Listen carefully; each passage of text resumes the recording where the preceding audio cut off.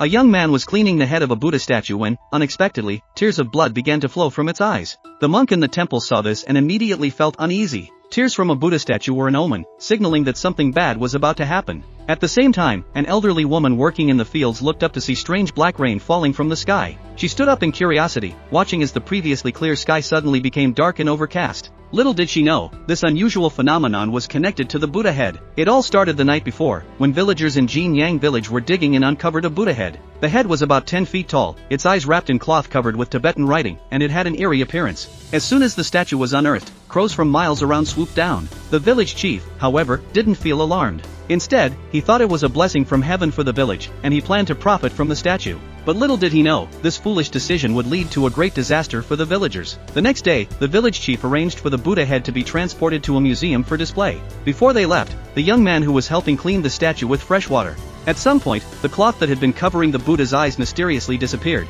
but the young man didn't think much of it. Once the cleaning was done, he got in his car and drove the statue to the museum. After delivering the Buddha head, the young man went to a restaurant, planning to relax with a drink. But suddenly, his eyes began to feel dry and itchy. Thinking something had gotten into his eyes, he rushed to the restroom to wash them. Just then, he heard a familiar voice behind him. He turned around and was shocked to see his father, who had passed away many years ago. His father immediately demanded money from him. The young man was terrified and broke out in a cold sweat. In his panic, he shoved his father to the ground and quickly ran out of the restroom. To his horror, when he exited, his father was standing right in front of him. The young man sat down on the ground in fear, watching as his father slowly approached with a sinister expression on his face. In a desperate panic, the young man grabbed a bottle of liquor and smashed it over his father's head. Then, in a frenzy, he began to beat his father into the ground. When he finally came to his senses, he realized he had been attacking the restaurant's owner, who was now lying on the floor, barely breathing. What the young man didn't know was that this was just the beginning of the horrors that would unfold.